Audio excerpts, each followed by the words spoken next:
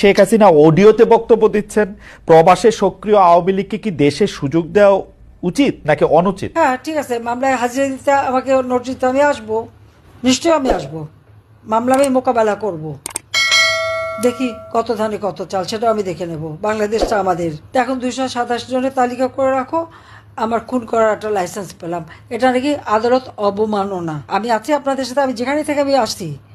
হ্যাঁ, একটা সুবিধা হয়েছে, যেখানে আছি বলে কথা বলতে পারছি।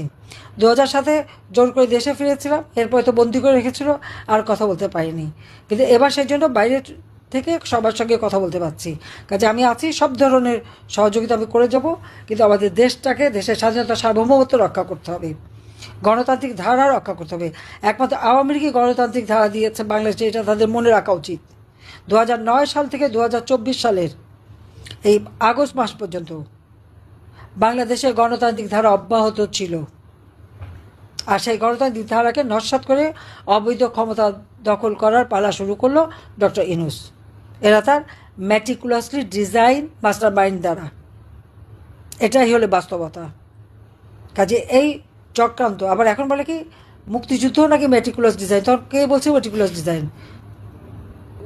ওই মুক্তিযুদ্ধের সাথে এই জঙ্গিদের নিয়ে ক্ষমতা দখলের তুলনা হয় না। আর এত ধৃষ্টতা কোথায় পায় যে এভাবে তুলনা করে? তুলনা করার অধিকার আছে তাদের?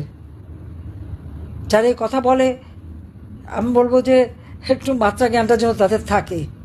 এক মাকে শীত যায় না, এটা মাথায় রাখতে হবে। আমি যদি ক্ষমতায় থাকতে চাইতাম, হয়তো কয়েকশো লোক মারতে হতো, আমি তো তা চাইনি কখনো। যে কটা হত্যাকাণ্ড ঘটেছে, সব কটা হত্যাকাণ্ড ওই মেটিকুলাসলি ডিজাইনের অংশ হিসেবে। এখানে পুলিশকে দোষ দেওয়া লাভ নেই, সেনাবাহিনীর সদস্যদেরকেও দোষ দিয়ে লাভ নেই।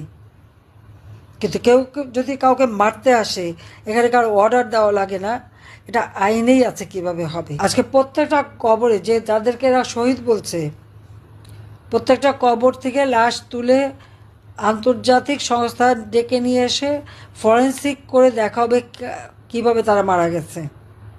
আর যারা আহত, সে কোন দল করে, সে কি করে, সে অপরাধী না নিরপরাধী, আমি সেটা দেখি নাই।